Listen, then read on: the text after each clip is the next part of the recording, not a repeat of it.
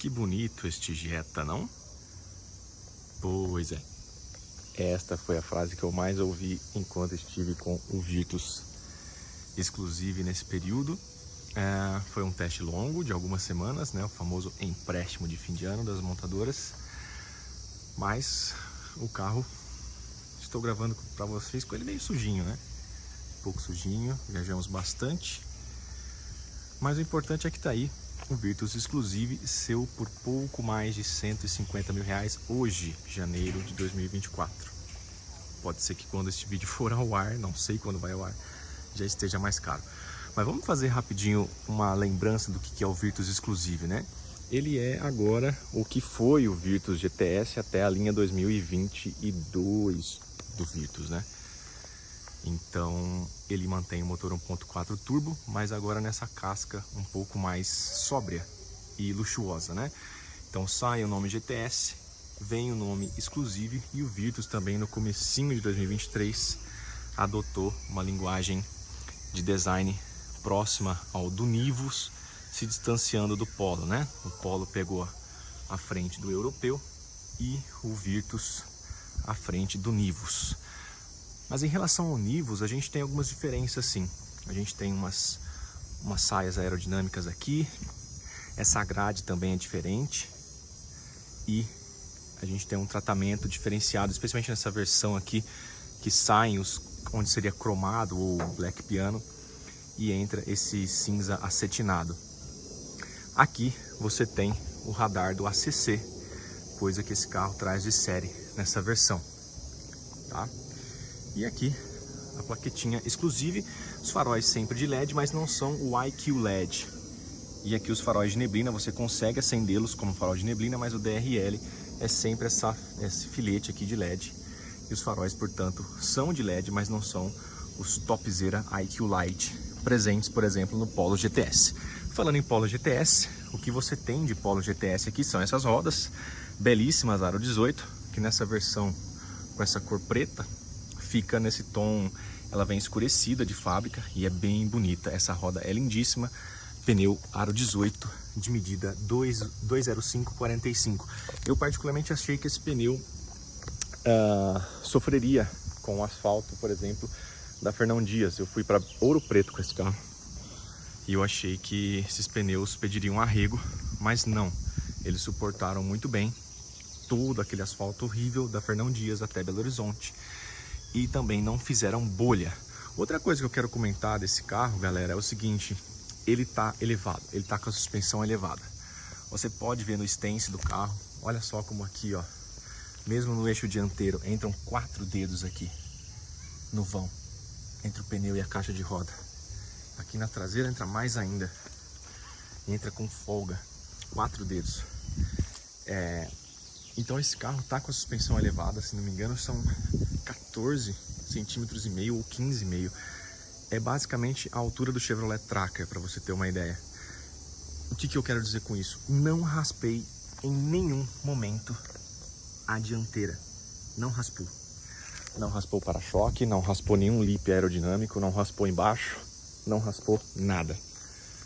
Sério, rodei quase 4.000 quilômetros com esse carro e ele não raspou em lugar nenhum. Agora, uma coisa que eu achei um pouco curiosa, ele tem sensores aqui na frente, ele não tem Park Assist, mas esses sensores a todo momento leem que você, nas valetas, vai bater no chão e ele ativa com frequência a frenagem automática de emergência. Isso irrita pra caramba. E por mais que você desative na central multimídia, ele reativa dali alguns segundos, então não adianta muito você ficar desativando, toda hora ele entra. Aqui, gosto que nós não temos muitos cromados, nós temos tudo num tom escuro, inclusive essa capa de retrovisor. Entre eixos e comprimento não mudam em relação ao que você sempre teve no Virtus, quase 4,60 metros de comprimento, 2,65 metros de entre-eixos de T-Cross.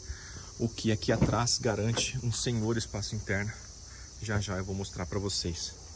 Vamos passar aqui na traseira. A traseira ficou bem legal também, com esse só...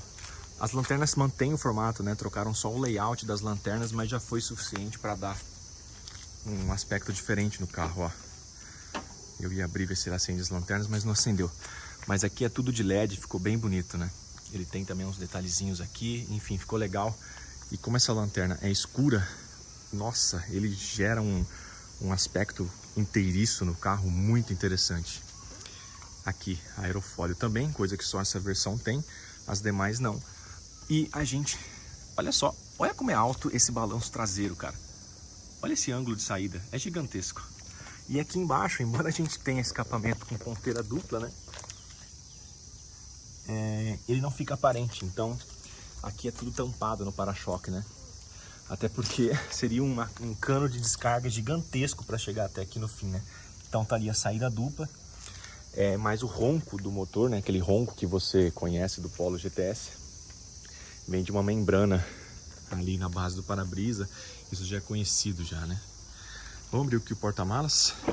Continua com os 521 litros, né, de capacidade, muito bom. A gente tem iluminação aqui, mas realmente para um sedã que quer ocupar o lugar de um sedã médio como o Jetta, o acabamento aqui em cima deixa um pouco a desejar, né?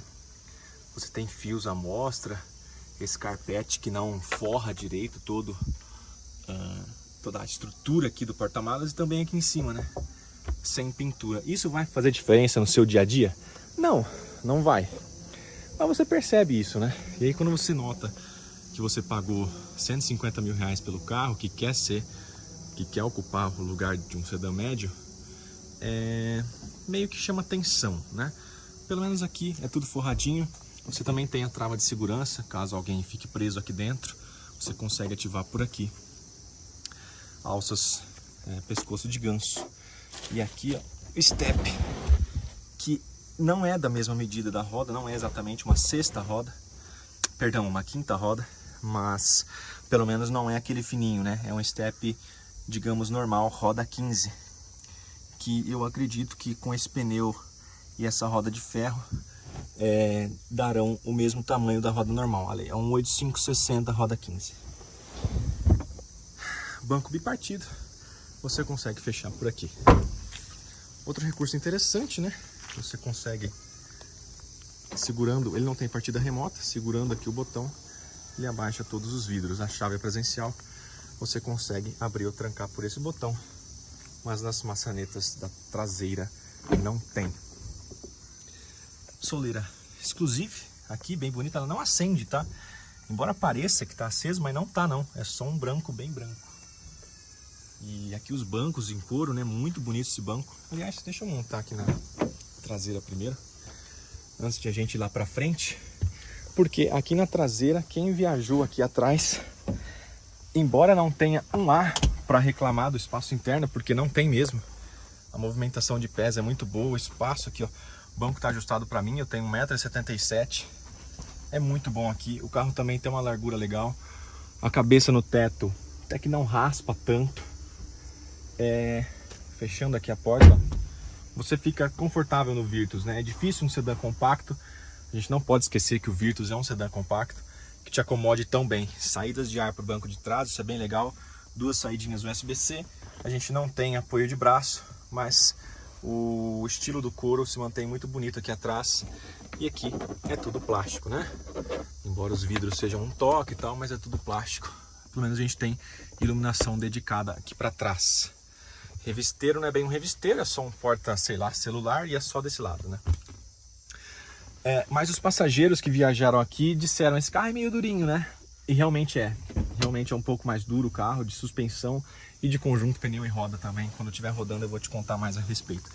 6 airbags de série. E aqui na dianteira a gente tem coisas que mesclam um carro médio com um carro compacto. Então, por exemplo, a chave é presencial. O ar-condicionado é o novo de... Sim, o motor está em funcionamento. E esse carro é escandalosíssimo. O novo ar-condicionado digital Climatronic, que é de uma zona só. Você consegue ajustar por aqui. A velocidade do... E é capacitivo, né, o botão. É interessante isso. Confesso que demora, sim. Demora um tempo para você se adaptar, encontrar a posição dos botões. Mas uma vez que isso acontece, a convivência é numa boa aqui. E aqui você muda, né? Posição do vento. Enfim. Muito bonito também, bem integrado aqui com o Black Piano restante do painel, né? Essa manopla de câmbio que estreou no T-Cross e agora tá aqui, bem mais bonita.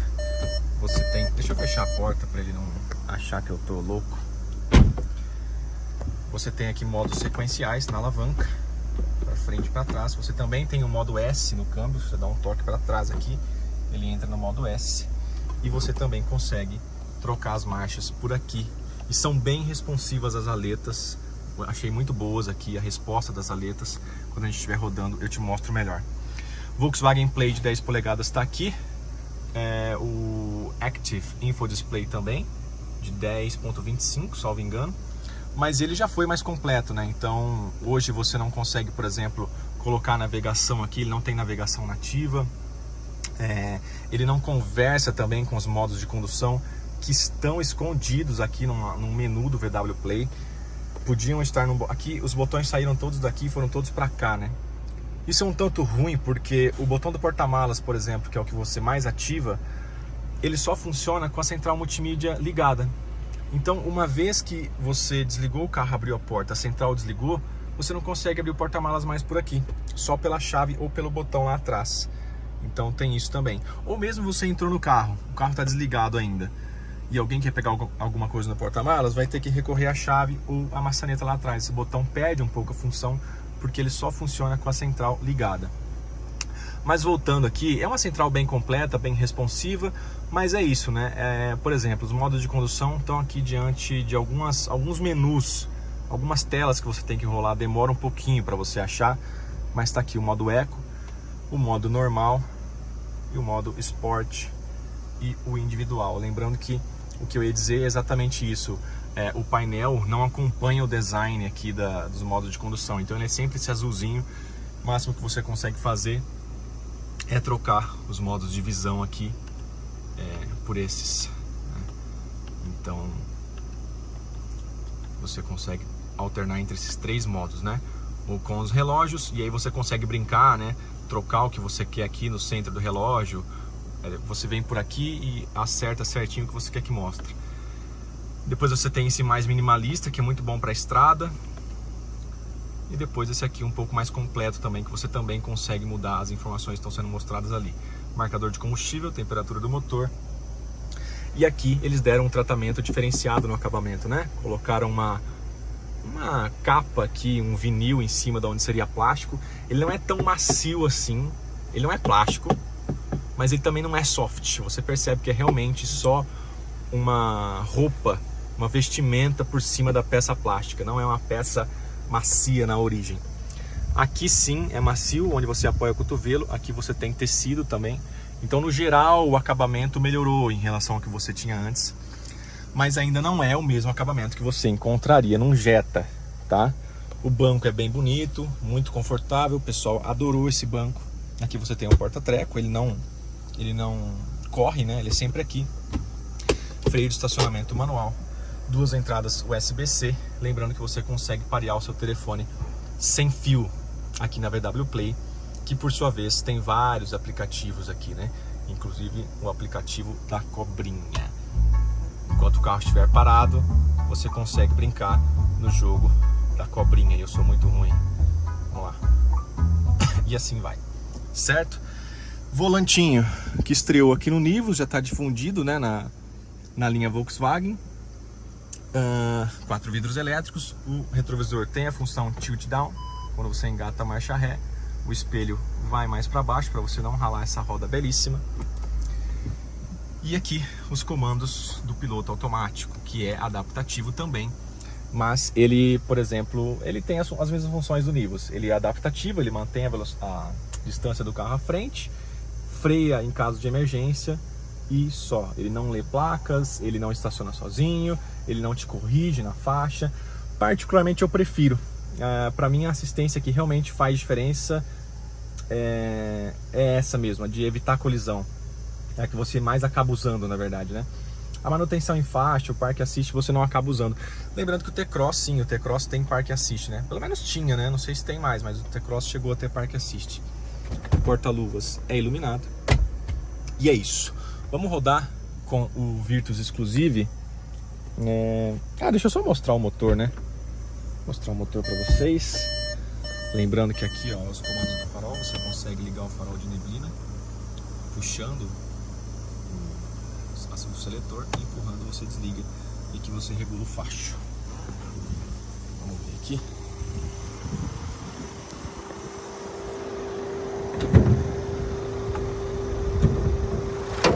Fácil de abrir. E aqui está 1.4 TSI de 150 cavalos, 4 cilindros, duplo comando variável, sistemas de arrefecimento dedicados para cabeçote e bloco de alumínio. E ali embaixo aqui dessa manta, dessa grelha, está a membrana que faz a vibração na base do para-brisas para emular um ronco esportivo no modo esporte. Notem como é longo aqui, né? O duto de admissão, favorecendo o torque embaixo também. Esse carro é bem torcudinho embaixo, quando estiver rodando você vai notar. Carro fabricado na fábrica da Volks em São Bernardo do Campo, e esse motor feito em São Carlos. Então tem muita acústica e também o Prime, a pintura aliás, não acompanha aqui a base do capô.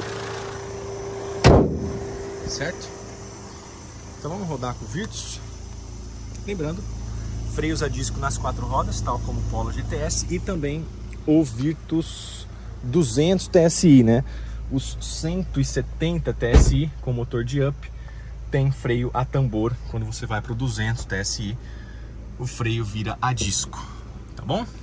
Vamos rodar um pouquinho com o Virtus então, tentar responder para você que está procurando aí um Corolla, um Sentra, um sedã médio, se vale a pena você deixar de comprar uma versão básica de um sedã como o Sentra e o Corolla e pular para a versão completa de um compacto como o Virtus. Vamos aí? Então vamos. Bom, vamos lá então. Decidi começar a gravar um trechinho aqui com lombadas de cidade para você entender aquilo que eu estava dizendo lá atrás. Como a suspensão do Virtus está tão elevada que eu arrisco dizer que ele está com a mesma altura do Nivus. Porque ele efetivamente não raspa em lombadas. Você pode passar, claro, não vou ficar abusando aqui, mas você pode passar em valetas, em lombadas, que ele não raspa no balanço dianteiro, ele não raspa no traseiro, ele não raspa embaixo. Enfim, buracos também. Eu achei que esses pneus com roda aro 18 sentiriam mais o golpe, mas não. Tá tudo muito bem acertado para esse solo lunar brasileiro aqui, sem, no entanto, perder muito do compromisso de suspensão, de estabilidade. Depois, quando a gente desenvolver um pouquinho mais de velocidade, vou conseguir mostrar isso para você. Mas, de todo modo, dirigir o Virtus sabendo que ele não vai ficar pegando em valeta, em lombada, isso já é prazer ao dirigir. Porque quando o carro te dá confiança de você fazer o que você quer com ele, isso já é ter um carro prazeroso na mão, né? Isso já faz parte do conjunto. O carro tem start-stop, mas está desligado aqui. Funciona muito bem o start-stop, não tem nenhum problema. Você consegue desativar no botão também. Mas é isso, como ele tem o sensor lá na frente, com frequência, entrando em valetas, entrando em garagem, ele dá aquela freada seca. Por mais que você desative aqui no painel, ele volta a ativar segundos depois. Então não adianta muito ficar desativando. Mas ó, dá uma puxadinha aqui, porque é essa arrancada de 0 a 80 que esse conjunto 250, né, esse conjunto 1.4 TSI da Volks se sobressai assim, é muito prazeroso. As retomadas em rodovia de 40 a 80, de 60 a 100 são muito mais vigorosas do que depois. É um carro que você percebe que ele faz um pouco de força para rodar rápido, mas ele não faz força para empurrar o carro. Cai um pouco naquilo que eu até comentei no meu story, né, no dia que eu estava voltando de Belo Horizonte. O Virtus e também o Polo, né, com motor 1.4 TSI, eles caem um pouco naquela máxima de carro cujo motor é superdimensionado para o peso do carro, né? É um motor que consegue rodar manso. Eu vou até mudar aqui o view, ó, para você ver sempre a rotação, se bem que o volante acho que vai tampar, né? Mas a 120 por hora, a 100 por hora, ele veleja ali.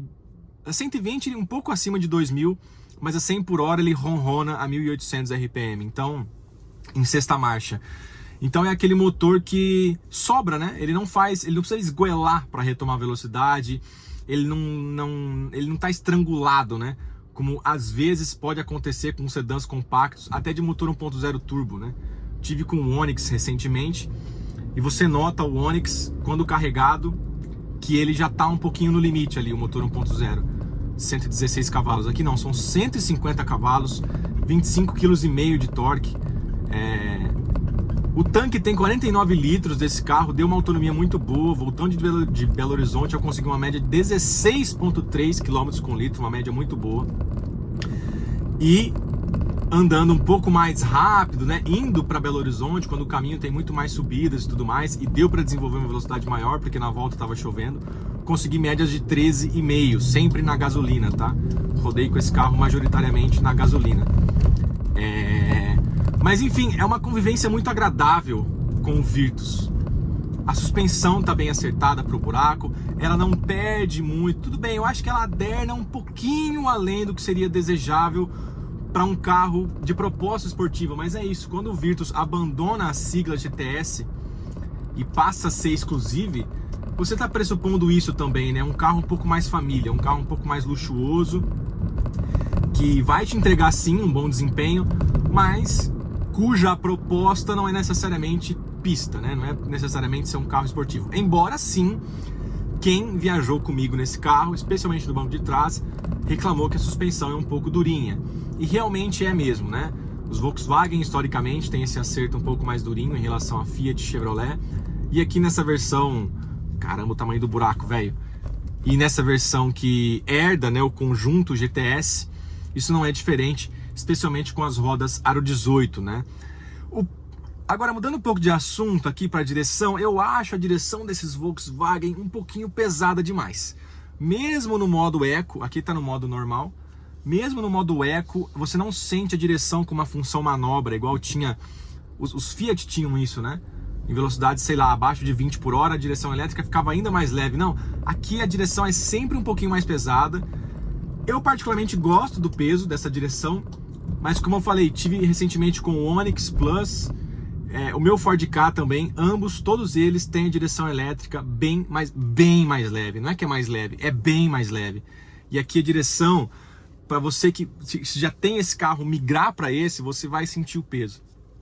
E aí, se você tem que ficar estacionando muito, se você usa muito em cidade, pode ser que isso te canse um pouco. Mas sim, a direção tem um peso um pouco maior do que o desejável até. Aqui a regulagem é bem de distância, é bem profunda, né? É bem ampla, na verdade. Você tem também a de altura, regulagens bem amplas. A posição do banco, eu confesso que eu gosto dessa posição de dirigir, mas eu colocaria ela para mim, para ela ser ideal, para falar, não, essa é a minha posição de dirigir. Esse banco, que já tá no mínimo, teria que abaixar mais 2 dentinhos nessa catraca aqui, mais 2 vuk-vuk na catraca, sabe? É uma regulagem de catraca aqui. Se ele fizesse mais 2 vuk-vuk para baixo, pronto, seria a minha posição ideal. Mas não faz, então tudo bem, trabalhamos com o que temos. Vai, querido, o semáforo tá verde. Não vai, né? Tá difícil hoje. Mas essa plataforma MQB A0, ela é bem nascida. E o que eu quero dizer com isso? Eu quero dizer que entre os compactos, e aí estamos falando de Onix Plus, estamos falando do Cronos, que não chega nesse preço do Virtus, mas é um concorrente na origem. Estamos falando do Versa, estamos falando do Hyundai HB20S, estamos falando do Yaris. Você nota um certo refinamento aqui de construção. Eu também notei é bom que ser justo nesse aspecto. Eu também notei esse refinamento de construção no Onix Plus. O que eu estou dizendo? Eu estou falando de acabamento, de qualidade das peças? Não estou falando. Até porque realmente o plástico é um pouquinho grosseiro aqui nessa parte superior do painel. Reflete um pouco aqui no para-brisa, isso não é legal. Mas aquele refinamento de construção, você sente um carro sólido, você sente um carro no chão, você não ouve aquele movimento de torção da carroceria, você sente a direção conversando muito bem com o freio e com a suspensão. Então é esse refinamento de plataformas que nasceram em carros mais caros, no caso essa aqui, que serve a modelos mais caros da Volkswagen, como Tiguan, Golf, e Companhia Limitada, para não atropelar o ciclista aqui, peraí um pouquinho. E quando você traz isso para um carro mais barato, ele se beneficia muito disso, né? A plataforma GEM do Onix Plus também é muito bem nascida nesse aspecto. E aí, obviamente que carros são carros, preços são preços, categorias são categorias. E aí, logicamente que é preciso fazer escolhas. E quais as escolhas que foram feitas no Virtus, por exemplo? A de que ele não teria teto solar, pura e simplesmente. Por quê? Porque quando esse carro foi lançado, o Jetta ainda existia. E cabia ao Jetta entregar esse refinamento extra de acabamento, esse refinamento extra de construção, como suspensão traseira independente, teto solar. Coisas que o compacto não foi projetado para ter, porque ele não precisava ter, ele não precisava entregar, ele não precisava cumprir esse papel. Agora, infelizmente, com essa movimentação maluca do mercado de sedãs médios sendo extintos, SUVs médio compactos tomando o lugar deles, você tem movimentos como esse do Virtus, que tem uma versão de 150 mil reais que nenhum outro concorrente direto chega, mas que ele está abrigando e atraindo compradores de sedãs médios, mas ele na essência é um sedã compacto, então ele está literalmente fazendo malabarismo com um feijão no fogo, enquanto acontece um terremoto na casa dele e tem leões soltos na jaula, na casa, quer dizer, leões fugiram da jaula. Ele está fazendo 1000 tarefas ao mesmo tempo, e por incrível que pareça, ele é muito competente, mas não adianta, uma hora o feijão vai queimar, uma hora você vai se distrair com o leão. Entende onde eu quero chegar? Acaba sendo um pouco injusto o que está acontecendo com esses carros, como por exemplo no caso do Virtus, que é um carro que não nasceu para atuar nessa categoria que o Virtus Exclusive atua, mas que agora tem que atuar. E o que isso significa? Significa que para esse carro efetivamente ter aquela aura de premium, de falar, pô, levei um carro premium para minha casa, deixei de comprar um Corolla, um Sentra, que são sim de uma categoria superior, e levei um compacto. Então, aonde que isso se revela? No fato de o Virtus não ter teto solar, nem com opcional. No fato de o Virtus não ter um som assinado, que confesso, fez muita falta aqui. Fez muita falta. O som é competente e tudo mais, mas ele distorce em volumes maiores. Os médios não são tão legais. Coisa que, se você tivesse um som assinado, como o próprio T-Cross tinha o som da Beats, resolveria parte do problema. Então, essas partes estruturais, beleza, não dá para cobrar que o Virtus tenha teto solar, porque vai ficar muito caro desenvolver um teto solar. Isso não estava previsto no projeto, isso nunca foi orçado teoricamente. Não dá para cobrar que o Virtus tenha suspensão multilink no eixo traseiro, mas dá para cobrar que ele tenha um som assinado. Dá para cobrar que ele tenha um acabamento um pouco melhor. Não precisa ser soft touch, mas esse plástico precisava mudar. Olha como está refletindo aqui no vidro. Então, esse tipo de coisa que, de novo, tudo bem num carro de até 120 mil reais. Mas quando você está falando de um carro de 150 mil, que aí a gente já está falando de Corolla, de Sentra, de elétricos como o BYD Dolphin com o GWM Ora, de outros SUVs compactos também, de um próprio Volkswagen Jetta no mercado de seminovos, isso acaba, quando você começa a se debruçar muito na possibilidade de levar um Virtus Exclusive para casa, você acaba pensando nesse tipo de coisa. É um carro, o Virtus Exclusive, extremamente competente. Ele anda bem, ele é econômico, ele freia bem, ele esterça bem. Mas é isso. Ele é um cara que foi pensado para uma missão X, e essa missão X mudou ao longo do período e agora é uma missão Y. E ele ainda é um cara X. Entende mais ou menos onde eu quero chegar? O ponto que eu quero chegar é, o Virtus é um carro competente, mas ele ainda é um sedã compacto. Um sedã compacto, com um motor excelente, com um desempenho que você não vai encontrar jamais em nenhum outro carro da categoria. Mas ele nasceu um carro compacto. E portanto, se você já tem um Corolla, se você já tem um Civic 2019, 2018, você está procurando um carro 0 km, se você optar pelo Virtus, não adianta, é mentir para você. Se eu disser que se você sair de um Civic, de um Corolla, até mesmo de um Cruze, e pular para o Virtus, você não vai estar fazendo um downgrade, você vai estar fazendo um downgrade. Porque são categorias diferentes e ponto final. A gente tem que comparar maçãs com maçãs e não adianta. Um Jetta, um Corolla, um Sentra, até mesmo um Cerato, se bobear, são carros de categoria superior. Mercadologicamente, engenharisticamente falando. Então, é isso que eu tenho para dizer para vocês. O Virtus Exclusive é um carro legal, é um carro super legal. Adorei, eu teria muito facilmente esse Virtus. Mas esse recado eu tô dando para todo mundo que veio no direct me perguntar: pô, eu tenho um Civic, tô pensando em pegar o Virtus, eu vou gostar? Cara, você vai gostar, porque o Virtus é um carro legal, mas é isso, você vai estar dando um passo, ainda que pequeno, mas um passo para baixo nessa escada. Se por você tudo bem, tudo certo. Agora, se por você não, aí realmente, se você já tem um Civic, você vai ter que olhar um Taos, você vai ter que olhar um Compass, você vai ter que olhar, de repente, um Equinox, você vai ter que olhar, sei lá, um SUV médio dessa categoria.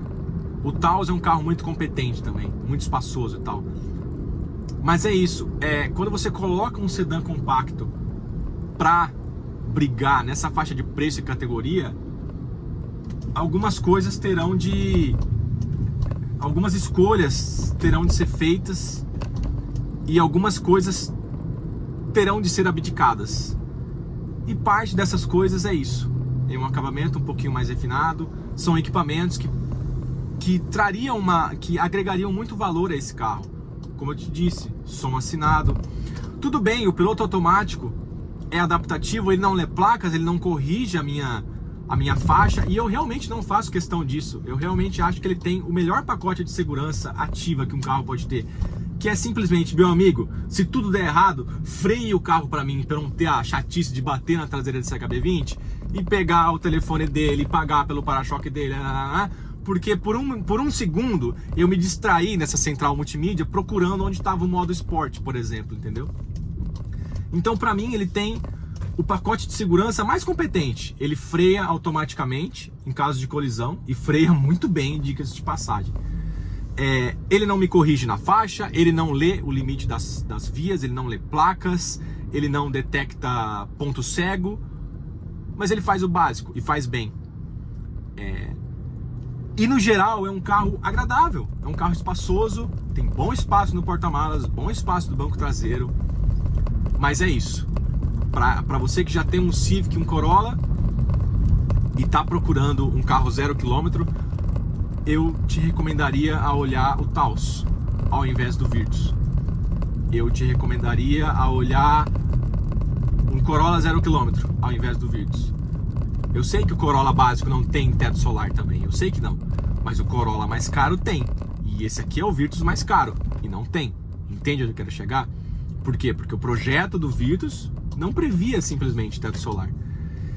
Então é isso, galera. O Virtus é um carro econômico, é um carro extremamente competente, mas ele é tudo isso e um sedã compacto. Ele é o melhor sedã compacto que você pode escolher, mas quando você pula para um sedã médio,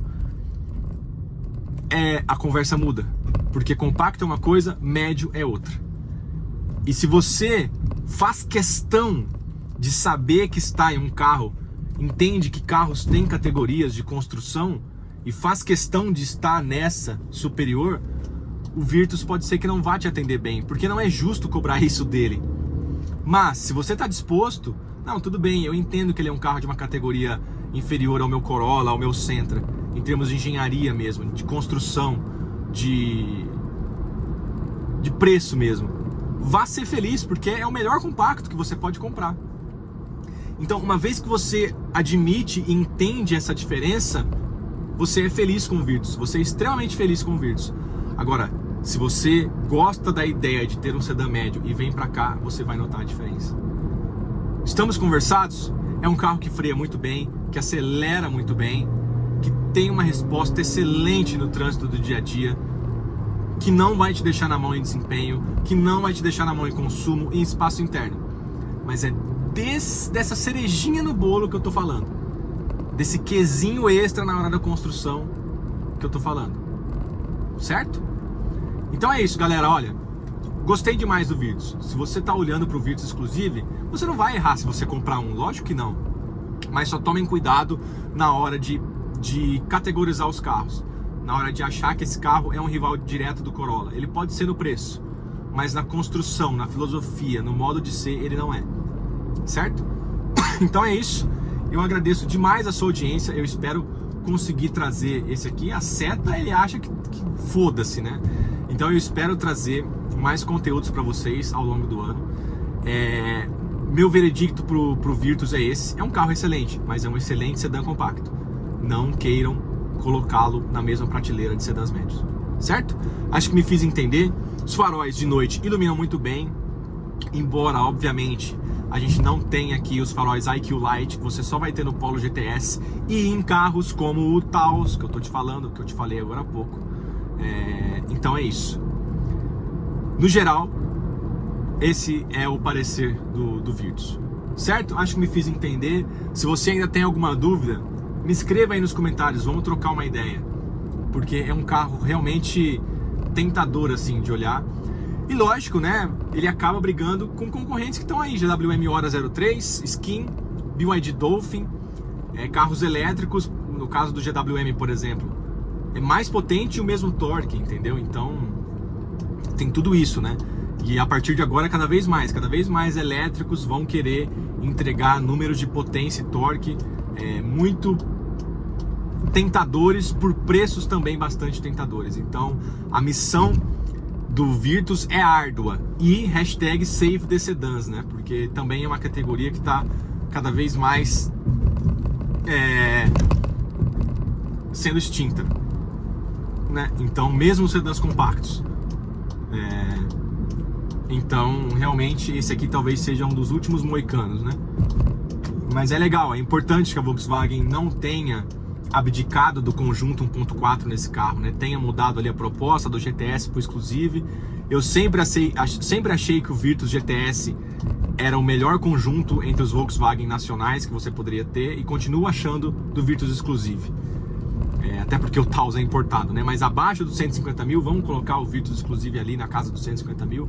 É o melhor Volkswagen que você pode comprar, certo? Melhor que o T-Cross, melhor que o Nivus, na minha humilde opinião.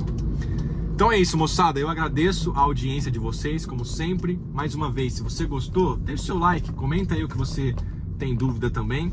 Vou procurar soltar esse vídeo o mais rápido possível. E muito obrigado a todos. Comente aí se você gosta desse formato. E um feliz 2024 a todos. For MB, não dirija, usem cinto de segurança e deem seta, muita seta em 2024, certo? Um abraço.